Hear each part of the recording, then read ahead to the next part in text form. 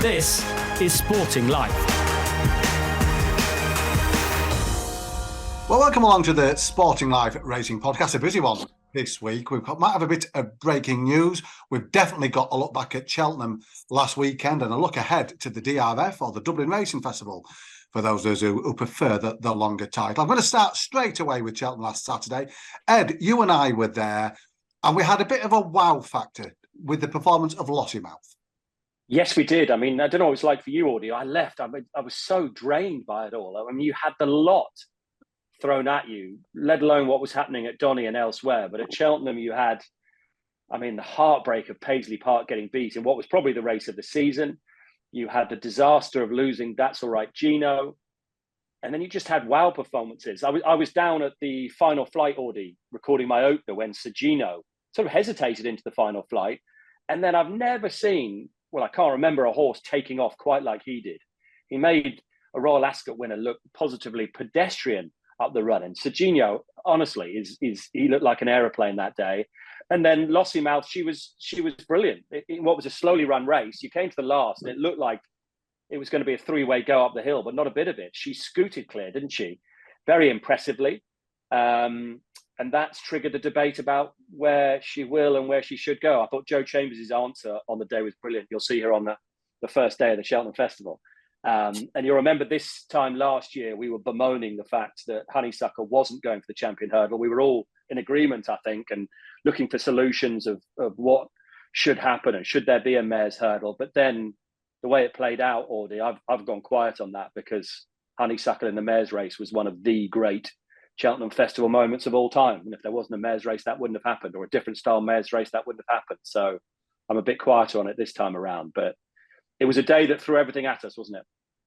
Absolutely was. GC, as Ed said, it sparked the mare's hurdle debate. Ben Linfoot's come up with two ideas about Cheltenham over the years. A Potemps Chase series, which then Director of Racing Simon Clays couldn't hide his contempt for the idea. But then he suggests we move the mare's hurdle to April, get it out the festival, put it on in April, let those who want to run at the festival run there. Then they've got that coming. I mean, it might ruin Punchestown as well. But is this going to put the spotlight on these additional races at the festival? Do we need a mare's hurdle, or is it just it's there and we just embrace it? Yeah, I hadn't heard that second idea of Ben's. That seems to have some merit. You have to try to find a way of funneling the best horses into the best races. It's not a new debate, as we all know, going back to Annie Power, etc. And Ed's dead right. You can't say, give me the top mares in the champion hurdle, but don't take away my Honeysuckle moment. Whatever you do, you can't have both. So I'm not as exercised as some about this debate. I think we know how this ends. That Lossy Mouth, who was tremendous on the day, the way she just loped through that race. I know they weren't superstars who she beat, but she absolutely demolished them. And she has that very, very deceptively powerful style, easy power. It's a bit like me when I'm playing golf against Jo Chambers and my driver is just killing him, and hole by hole, he's thinking of surrendering. Now, he won't have any say in where Lossy Mouth goes. It'll be a W. Mullins project all the way. And I expect, as Joseph says, we will see her in day one, but not in the big one. David, Patrick Mullins on Get Stuck In yesterday made the point that she's still got plenty to find. If you look at the numbers, country numbers, plenty to find to get to the levels of State Man and Imperial Pass, let alone Constitution Hill. Is that right? Has she done anything on Saturday that would put her closer to that trio?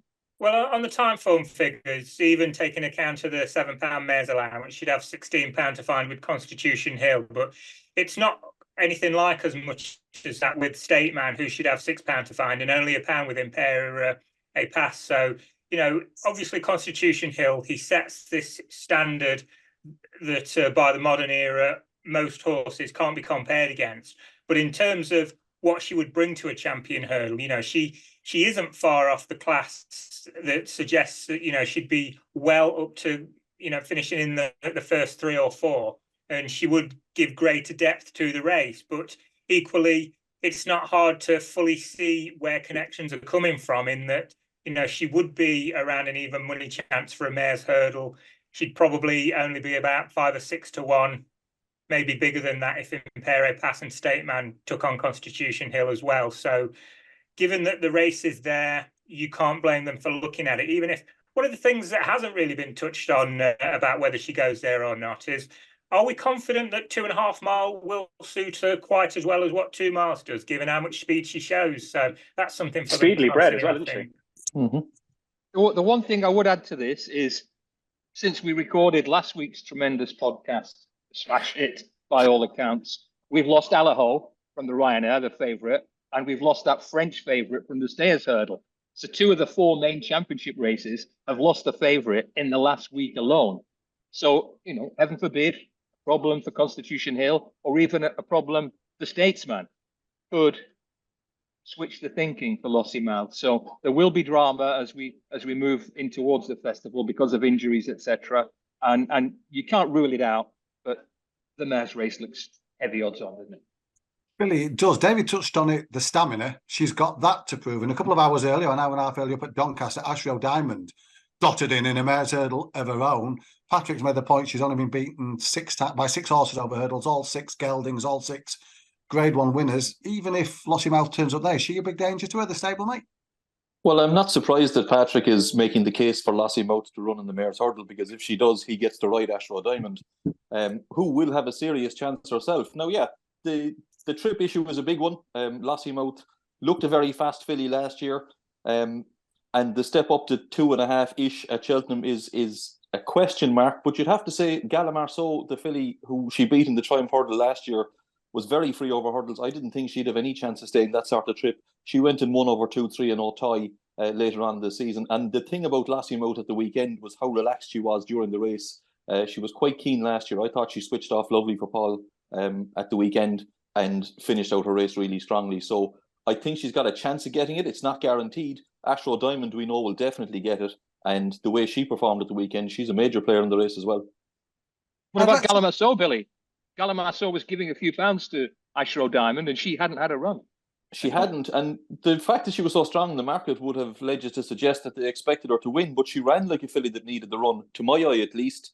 I thought she travelled well enough through the race, but just looked like she emptied out a bit. So, yeah, I think she'll come on a good bit for it, and you certainly couldn't rule her out of the equation either. It's interesting, Willie, just as before I left Barbados for his column, so he thought that Galopin, I mean, he might have been had a good lunch, but would outclass Ashrow Diamond was what he put in the column. He thought that she was potentially different. It didn't turn out that way. Ed, I want to talk Noble Yates too. You don't often get Grand National winners. They tend to go into the public consciousness, don't they? They get a following. They're very rarely party poopers. But at Cheltenham on Saturday, that's definitely what he was, Noble Yates. They don't often win more races, do they? You come out with stats in the last few years of Grand National winners that go on to do very little. So it's a brilliant bit of training. This. I mean, we often talk about Emmett Mullins. I mean, the guy is just he's a different maverick, class, isn't he? He's a maverick. He is. What a horse race it was, though, Audie. I mean, honestly, the noise at Cheltenham, I don't know where you watched it from. You know, I'm around the back of the stands. It was absolutely deafening with 6 of them on the run-in going at it. That's the upside to it being a non-vintage division, I suppose. Ollie Murphy was absolutely devastated about Strong Leader, who missed the 3rd last and 2nd last, who's not even in the Stayers Hurdle. But I think that's a horse who's definitely capable of better. The crowd were willing on Paisley Park. I mean, what a superstar he is. And let's not forget, he was giving weight. You talk about some of the mares giving weight there. Paisley Park was giving weight to the winner. And Harry Cobden, I thought, really interesting to hear Ruby talking about different styles of jockey, how Cobden was going to suit Noble Yates, which he clearly did. I think he did hit the front too soon. Noble Yates wasn't doing a tap in front. It was just a brilliant horse race to watch, Audie. Full marks to Paisley Park. I'd love him to win one before he's retired. But the Grand National winner is just brilliantly trained.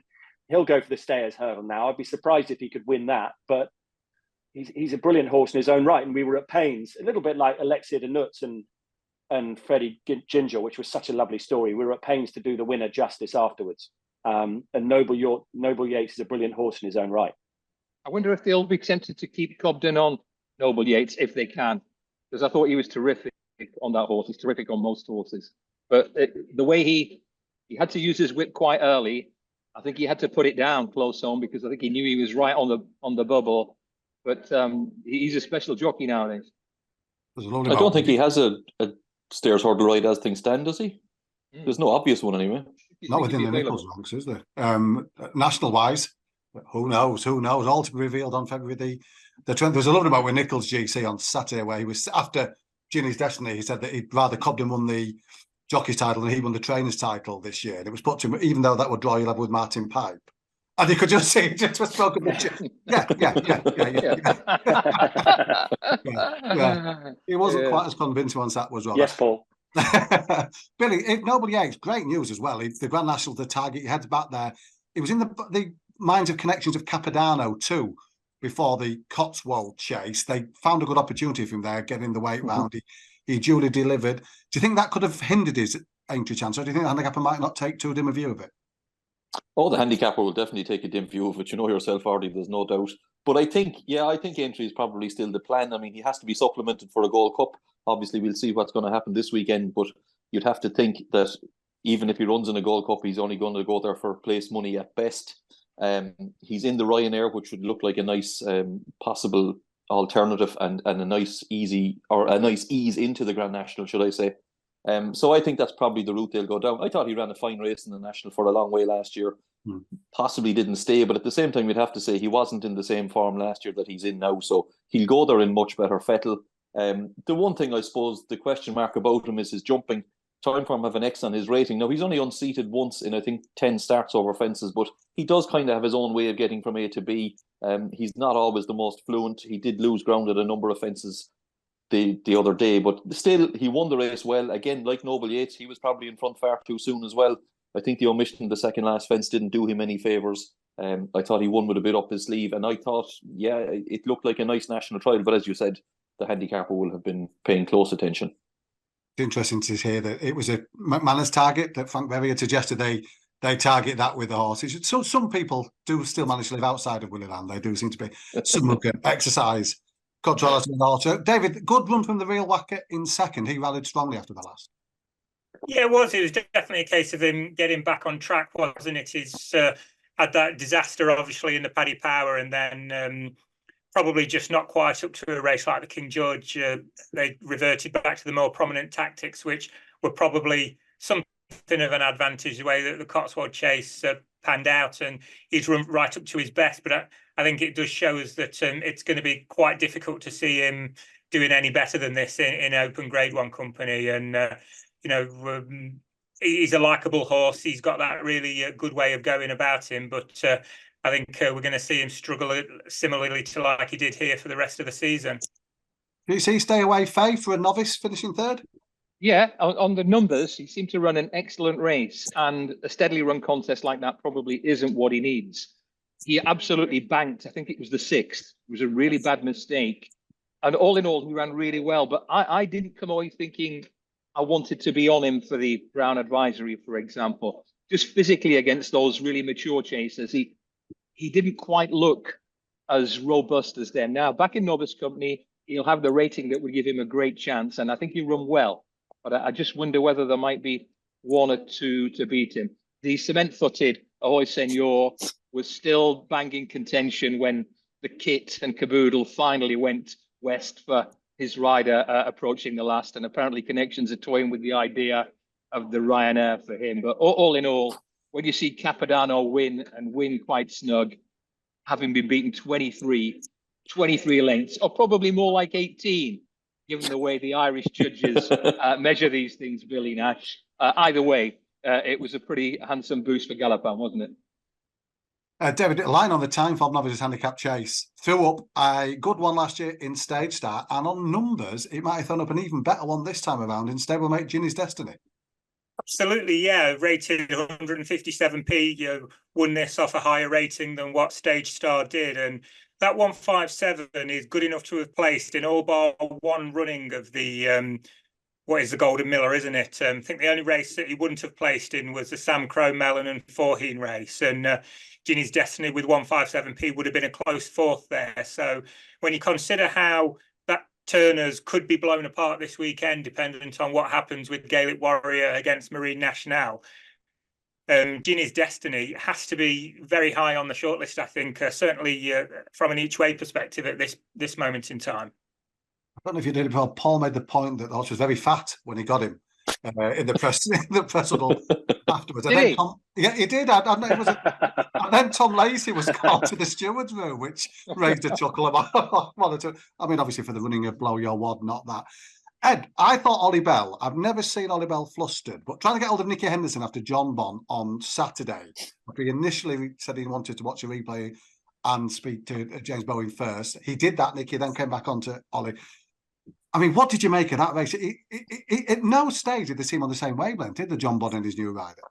Well, just added to the day, isn't it? We talk about the emotion of young Freddie looking to the skies, and then you had the unpredictability of our great sport in this race. He just never, ever looked like John Bon, did he, from the start? He never jumped with any fluency from the start. And I feel really sorry for James Bowen, particularly the outrage Olympics that's come from it for the young lad, because imagine that must have been really difficult for him, because we all know how John Bon likes to be ridden. Yet you'd imagine with his prep race before Cheltenham, I just wonder what instructions he was given, whether they want him looked after, because it's not the first time this has happened to John Bon, is it? Rossington Main, he was below par, and then that bizarre race at Warwick against Calico. So it has happened before with him. And I just wonder if he had a slight head full of mints going into the race. And then John Bon didn't help him one iota, did he? And then that horrendous mistake, you thought, oh, please don't be injured, which it sounds like he's okay because the engine's still intact. I mean, it's remarkable that he got into the race like he did and looked like he had it won. I thought that was incredible, really. And it was just, the whole thing was unfortunate, but again, led to the most amazing story with young Freddie and Uncle Joe. I mean, honestly, that was full of emotion, and I'm thrilled for them both. And for John Bon, the Ryanair, DJ, the Ryanair for John Bon. If what do we need? What do we need to happen now? Dino Blue to win the DRF, and then it's all back on. Well, no, I have a theory about John Bon, Ardy. Oh, go on, Billy. It's just a theory, but I reckon he's probably getting sick of looking at Constitution Hill swanning around 7 barrels, running once every 6 months or whatever it is, and he's just had enough. You know, he just said, "What do I have to do to do that sort of thing?" You know, so I think he's running too often, Hendo. Oh, well, often a label aimed at Nicky, that accusation. Poor old John, but hopefully will. One thing that struck me, GC, it's not just John, it applies to El Fabiano as well. You think of the great 2-mile chasers we've seen over the years, and they've tended to be razor-sharp jumpers, really slick over a fence, and neither John Bon or El Fabiano are at this stage, are they? They've both got the odd mistake in them. El Fabiolo's a powerhouse. He doesn't lunge, but he has this long, quite low style. But he's a terrific horse. So is John Bon, but he ended up having a pretty hard race at the weekend. Not ideal. I do note that, you know, we don't want to bang this Ryanair drum too much, but Graham North, in his very readable column on Sporting Life, was suggesting that, you know, Nicky Henderson has more than once been guilty of sending his very good horses over longer distances a little late in life. He quoted Shishkin. He mentioned Altior, who seemed to be crying out for a longer trip, and he seems to think that the Ryanair is still a viable test for John Bon. But I know what you mean, Ed, about the outrage Olympics, but it's a fact that horse, by and large, has seemed a pretty good sound jumper overall, and he got a new jockey last weekend, and it all went tits up. I'm going to move off from John Bon on tits up. That's a sign to move on to DJ. You didn't sub the Graham North column, did you, DJ, and stick in the Ryanair element of for one final. They're guilty as charged. So Gino, Ed touched upon him. I mean, I was watching that from the press stand. I think, you've just seen the Triumph Edel win. I mean, the difference in his jumping from Kempton to Cheltenham was incredible. Yeah, it was really impressive, and you know, obviously a lot of people were going on about Lossy Mouth later on, but I think this was an even more impressive show of speed. And I think his closing sectional, his last furlong, is the quickest recorded at Cheltenham all year, I think. Really? And, you know, that's partly pace related to how this race panned out. You know, they didn't go very quick, and it obviously developed into a test of speed. But the way that he goes about things, you'd think he'd be just as good in a strongly run Triumph. And I think we're going to have to see something really special at the DRF this weekend to something even get close to shaking up his position at the head of the Triumph. You know, very much obviously virtually goes without saying that he's the one to beat. And JC, it's one of those where visually it was stunning, and the numbers are beginning to back it up as well, the time form data. Absolutely. Burdett Road looked the best in Britain. Prior to that, he just demolished him. He dwarfed him in more ways than one. The time in comparison to Lossy Mouth overall and sectionally was super impressive. Physically, he looks the type to keep improving. Every reason to believe he's just a viable short price Triumph Hurdle favourite. And a little poignant note on the breeding side, it was very sad that we lost That's All Right Gino. He departs the stage, and another son of the French-based stallion, It's Gino, makes his mark, and will make his mark in plenty more good races before too long. And GC touched on it there. Jamie Snowden, I mean, the Grand Military Gold Cup win on Friday, long-term plan. GA Law wins, handicap chase. Then the ultimate low in losing the Cobble Gold Cup winner and the sort of stable star in That's All Right Gino. I mean, it just shows this game floors giants, doesn't it? Yeah, it's really tough. It's really tough, and it's 2 weeks on from Laura Morgan suffering in very similar fashion when she had a big winner 1 minute, and the next minute absolute despair, and it was desperate really from the high of Garlaw to that low, and that is our sport. I'm afraid that is what happens, and my word, the ground staff worked well. I mean, I went and spoke to John Pullen afterwards and just said thank you, because that could have been very, very messy what was happening there. And they thought on their feet and were very, very quick moving things, because at one point it looked like the horses would have nowhere to go, and it was a genuine possibility they might have to stop the race. And they reacted very, very quickly. But absolute, your heart breaks for connections of That's All Right Gino, and he was a star for them, particularly that day at Newbury. Absolutely, it was fantastic that day. Billy, let's talk about a couple of winners in Ireland. I think Willie Mullins has had the odd one or two in recent days. Jay de Grugy. Oh, well done, by the way, on the winner that went out after the podcast. Your 2-7 shot did win last week after the podcast. Thank you very much. Yeah, I was waiting for you to bring that one up. Arnold. Yeah, it's an exciting new feature. We're getting a best bet for yesterday soon, just so we can keep it going. Let's talk Jay de Grugy, favourite for that Dawn Run Mares Novice Hurdle, and one of the things beginning to excite the Mullins team. Yeah, well, there's been a lot of talk, and we've spoken about it here, about Lossy Mouth not going for the champion hurdle and going for the mare's hurdle instead. Jade de Grugy, to me, is one that would certainly make her presence felt in a Ballymore, possibly more so than a Supreme. I really like this mare. I think she's been very impressive both days. She did what I hoped she would do at the weekend. She beat some good mares, and she beat them well. I thought it was a step forward from her Leopardstown win at Christmas.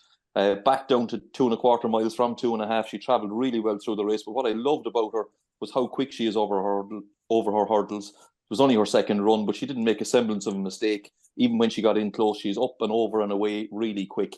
I don't think dropping back to 2 miles for the mare's novice at Cheltenham will inconvenience her. I'd love to see her running against getting £7 off the boys in the Ballymore. I think she'd take a lot of beating, but I think she will take probably even more beating in the mare's novice. It's going to take a really good one to lower her colours. And the National Hunt Chase, I think Embassy Gardens has gone favourite now after quite a polished display of his own. That's easy to see as well, There was a lot of chat about him after his first win at Punchestown. I wasn't blown away by him that day, but I was much more impressed with him at Naas. I thought his jumping was really slick at Naas. He never really looked like getting beaten in that race, to be honest. He beat a good horse in Sandurtle again, maybe not a top-class one, but he beat him nicely. I think the National Hunt Chase is the right race for him. He might just lack a gear against better horses in the Brown Advisory, but I think 3 miles and 6 is tailor-made for him. Jumps really well. I'm sure Patrick is absolutely mad looking forward to riding him in a National Hunt Chase. David, but did I tell there's a flat story this week as well?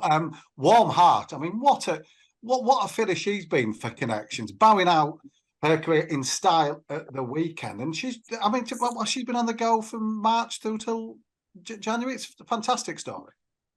Yeah, exactly. And I think the story is going to continue in terms of taking the next step forward, because I think she's out in America and she's staying out there to go and visit Justify. So, it'd be interesting to be sat here in 3 or 4 years' time seeing how that progeny goes on. But Warm Heart, she just was a knocking filly last year, wasn't she? She just thrived on her racing, was so not unlucky as such at the Breeders' Cup.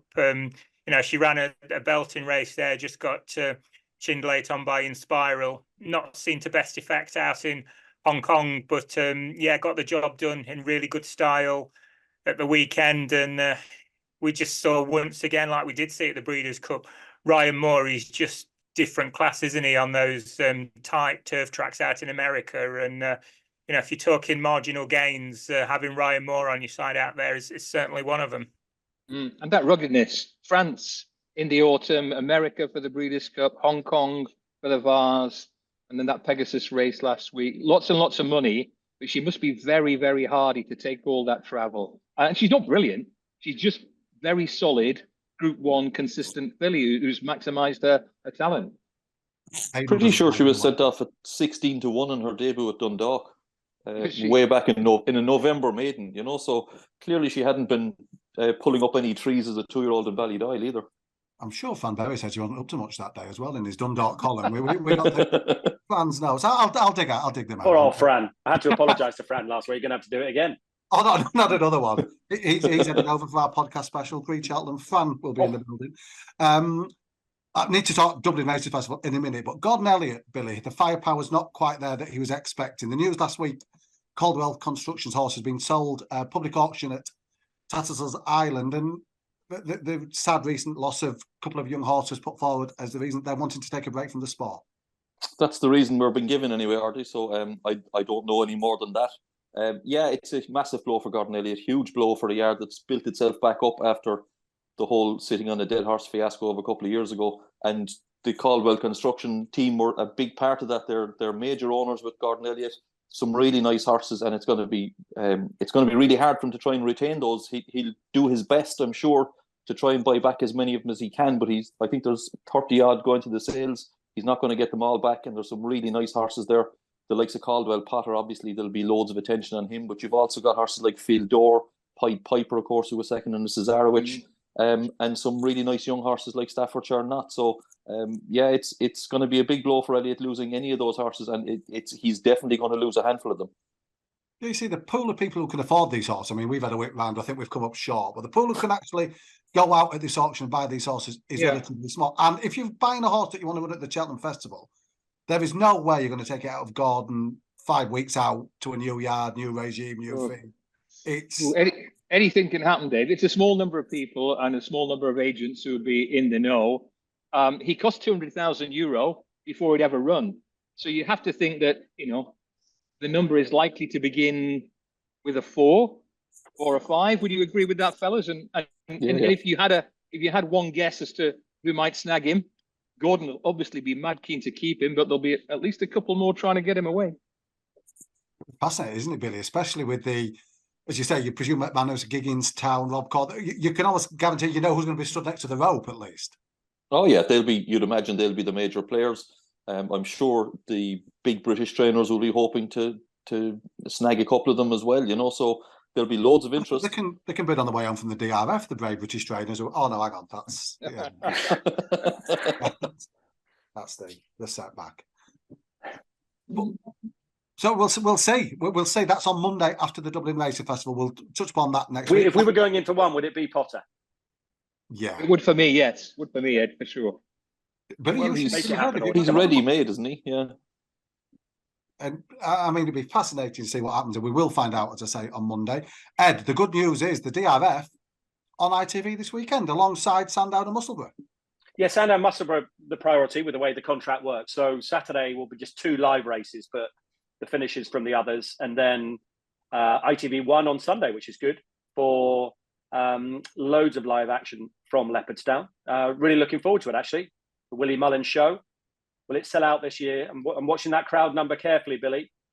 With Gold Cup Day at Cheltenham almost sold out already. How many are you going to get? That's a good question. That's over my pay grade now, Ed.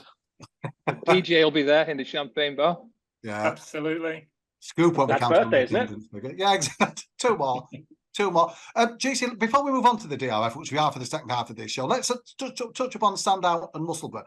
That Scilly Isles Grade 1. That's a fascinating race this year. It's a really good race. It's a really, especially if Emmett Mullins chooses to send Corbett's cross across. But I managed to snag one with Gilly's Destiny last week. I'm going to go with Hermes Allen as the one to keep an eye on this weekend. It's not super original, but I think he is potentially good value bet. I think he's about 5-2. Look at this race and the speed dialed in. Nickelback, Le Patron, Jello, Trelawney, all tend to go forward. I think Hermes Allen, if you're talking about British young horses who could be stars and haven't really been written up as potential major stars, I think he's the one. Go back to his Newbury win, but particularly go back to his second to potential superstar in the Courtauld Star on Boxing Day, Ile-de-France. He ran a wonderful race. He jumped beautifully. He tracked a hell of a good horse for a long way, and he battled on like a hero. So I think this race stacks up perfectly, absolutely perfectly for Hermes Allen this weekend, and I can't wait to see that race. It's not far from a best of British, and you've got the really different strands of the very good handicap form of Jello, the tactical angle of 3 or 4 front runners, and a horse like Hermes Allen, who I think is made for Sandown. GC4, finally, we head off to Leopardstown. Line on Musselburgh. Big weekend for those guys. The race course, people got a lot of time for 2 big Premier races. Yeah.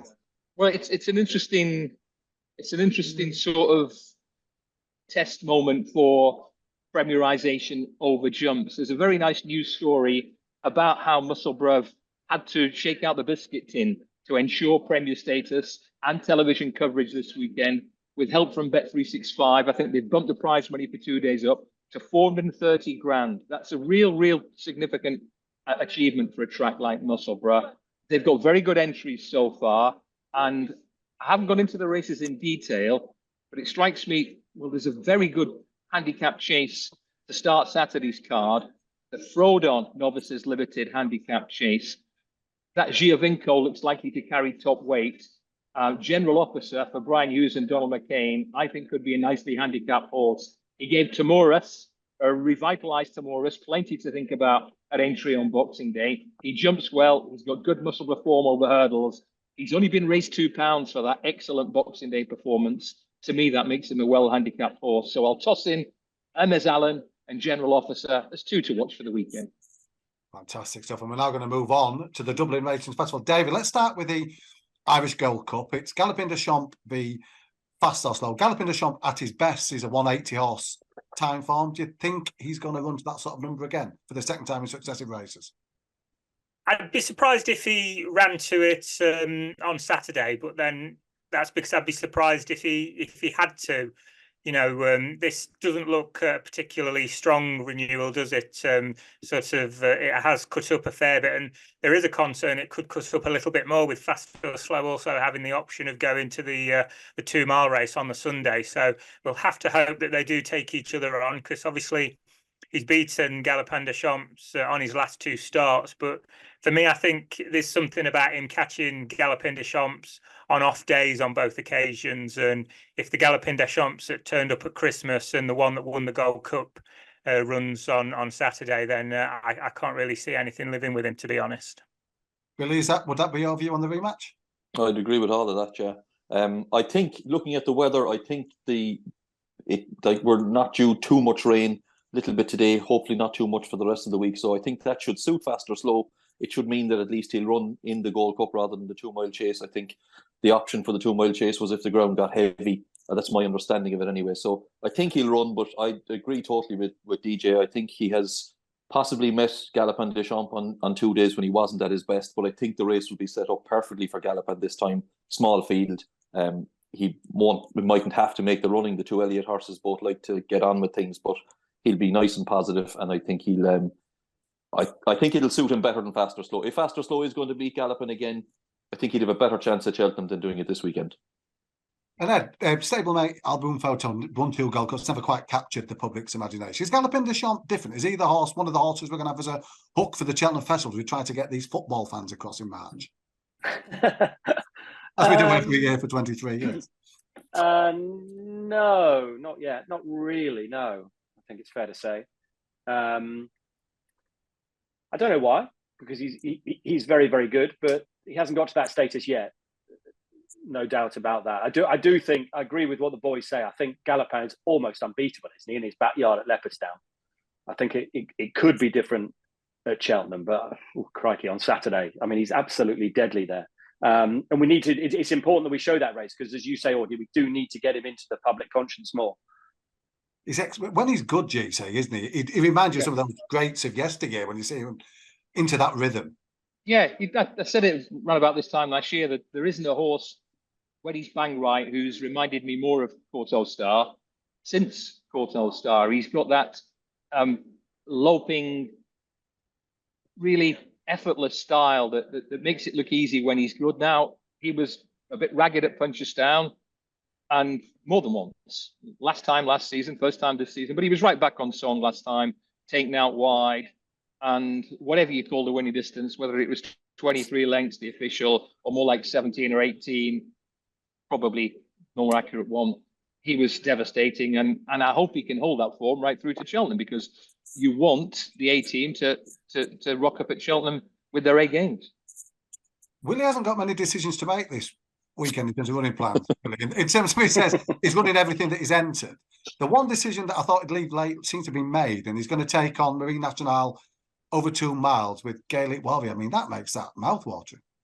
Absolutely, it does, yeah. And I'm delighted he does, because this is the race. If Gaelic Warrior was mine, this is the race I'd run him in. I think it makes perfect sense because, you know, this is brilliant meeting that it is. It is essentially a trial for Cheltenham. Cheltenham is still the be-all and the end-all when it comes to national hunt racing. And you want to run the right horses in the right races at Cheltenham. And I think with Gaelic Warrior running here, Willie doesn't have an outstanding Arkle horse at the moment. So if Gaelic Warrior was to be able to beat Marine Nationale at the weekend, well, then you run him in the Arkle at Cheltenham. If he gets beaten by Marine Nationale, and I'm assuming that it'll be the two of them will fight out the finish of the race, well, then you always have the option of the turners and you can set him back up and trip. I think for other reasons as well, I think Gaelic Warrior, he's been really impressive over fences. His jumping has been great, but we haven't seen him going left-handed. So it'll be very interesting to see how he gets on there.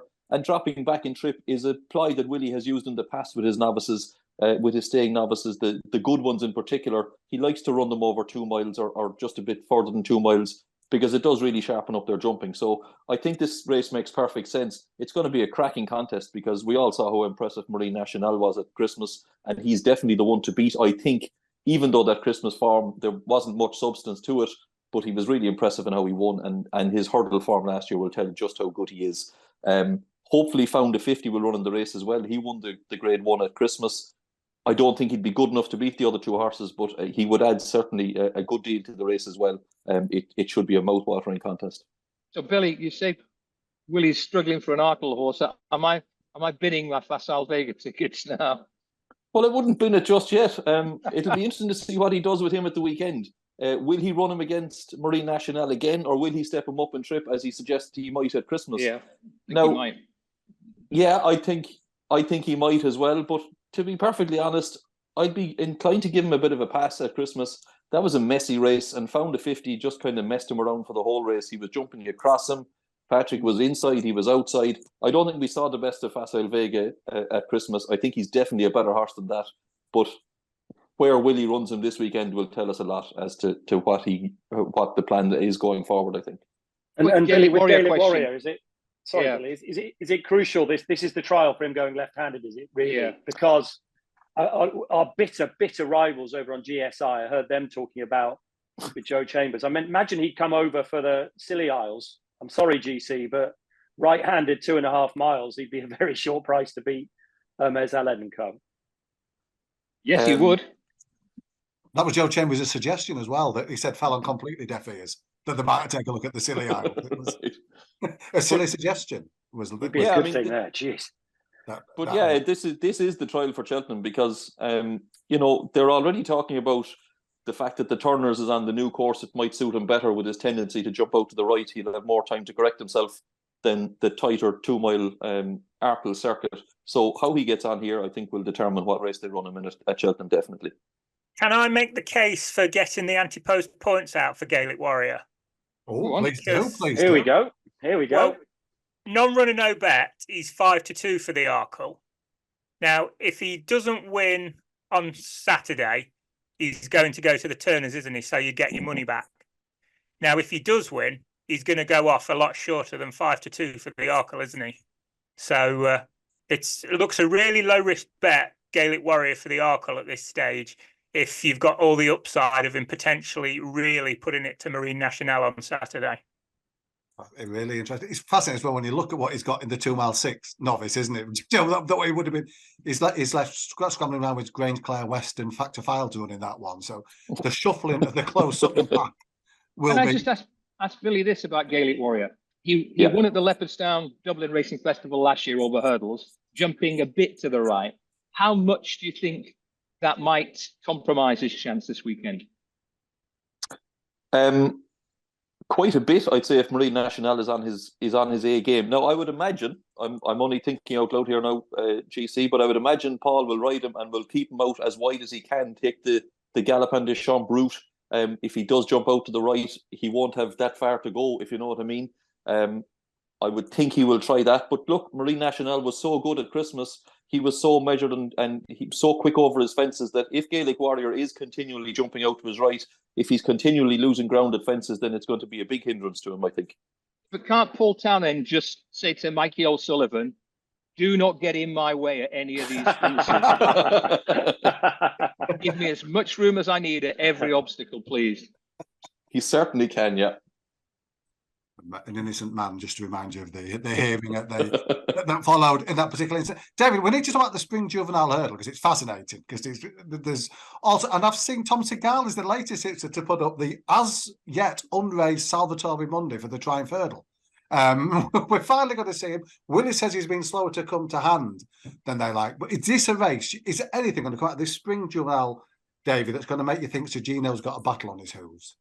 Well, it's interesting, isn't it? I mean, the two that set the standard on the time form ratings are the ones that mess over Christmas, Cargess and Calaconti. And you suspect if there's one that's going to shake up Sir Gino, it's not going to be them. You know, they haven't looked as though they're particular superstars. But this Salvador Mundi is a fairly interesting one. As you mentioned, you know, he was trained by David Cotin in France, and the last time he was seen was when chasing home Sir Gino. And obviously his current owners clearly like what they saw from the pair of them that day, because they're both picked up by the same owners who, you know, we're very used to seeing the colours, aren't we? The Donnellys who have got them. And obviously, I think the interesting thing, what they're going to do with this horse, if he does turn up, because he's obviously, having finished second to Sir Gino, he's still a novice, whereas Sir Gino won at the stage that he wasn't.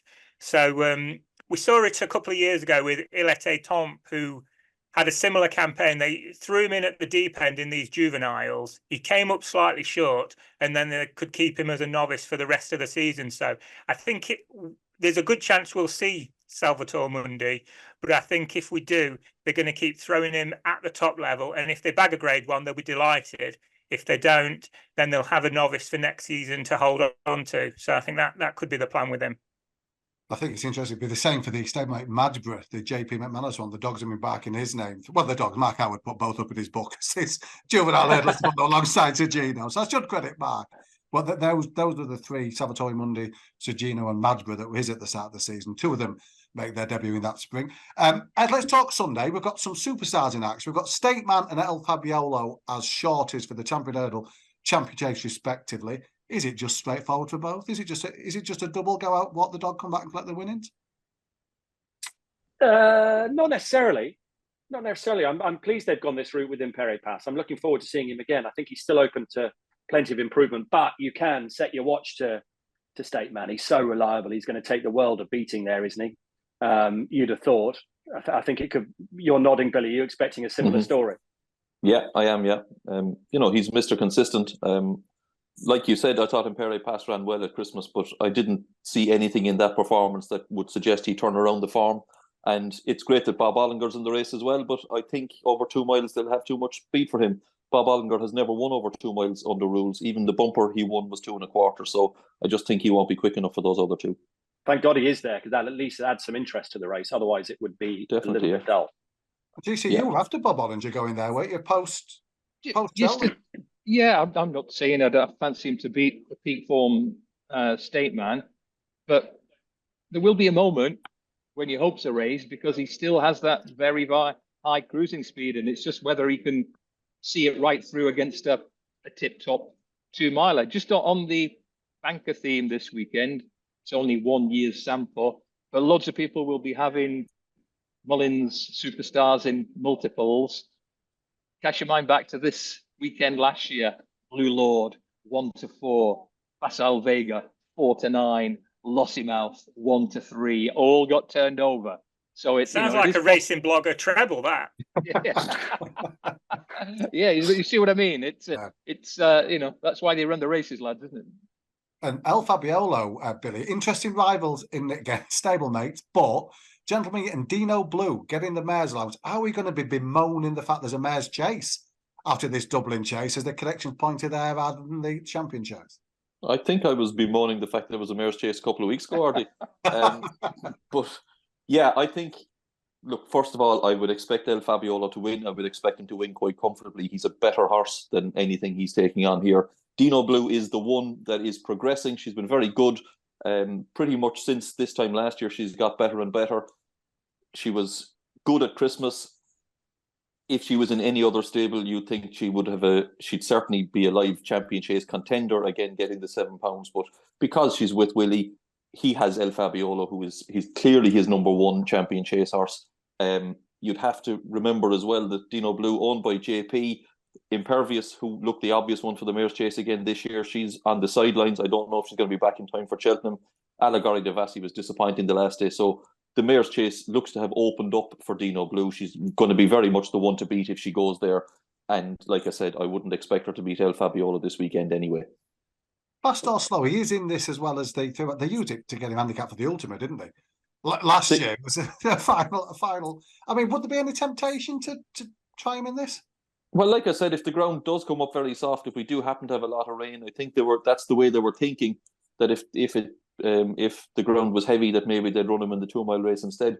The interesting thing about Fast or Slow is he's only ever had 6 runs over fences, so he's still he won a chase in France before Martin Brazel got him. He won it in, I think it was August or September of the year, so didn't run again till the following April. So he didn't really have a novice campaign, so doesn't have that much experience over fences. So I suppose the fact that they ran him over 2 miles last year, it certainly sharpened up his jumping. But I would be surprised if the forecast holds the way it is. I would be surprised if he runs in the 2 mile race. David, just a quick line on the 2 mile novice hurdle on Sunday. So we're fascinated to see where the cards fall. So we've got Ballyburn running at the minimum trip for Willie Mullins. Fav and Glory, who was running so well at Aintree, 4-4, was one of Gordon Elliott's big runners of the weekend. Do you think this could be a significant race?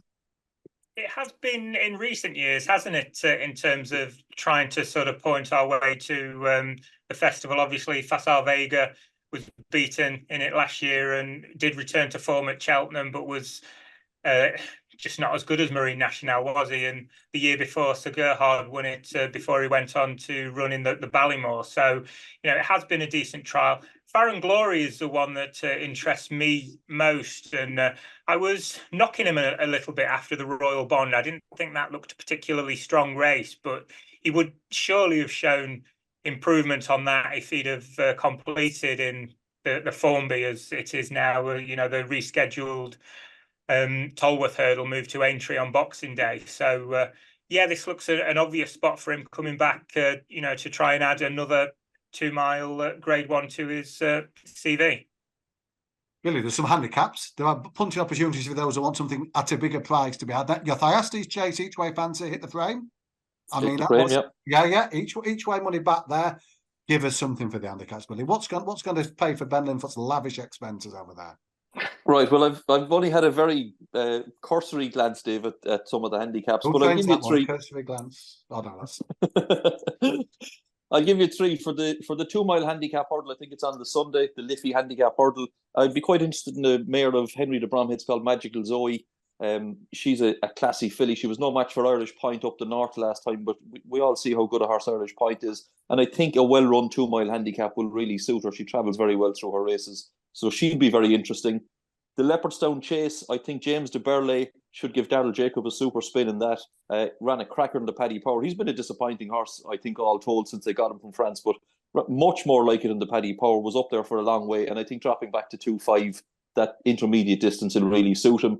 And one that caught my eye in the 3 mile handicap hurdle, I think that's on the Sunday as well. Another Henry de Bromhead horse, right down the bottom of the weights, is Music of Tara.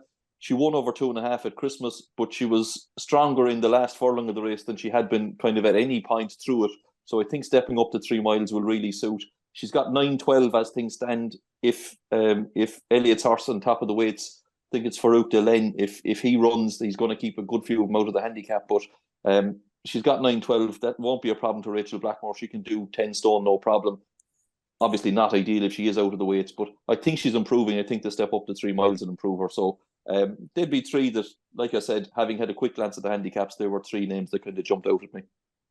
David, you're heading over there yourself. Is there anything on your radar post your board in the old Ryanair from Leeds Bradford? 7 pints of Guinness. Yeah, that's it. Yeah, Guinness that will come in a glass and won't cost £7.50. I think is the 2 things I'm looking forward to most. Yeah, €5.60 scoop reckon last year. I mean, that's an absolute bang.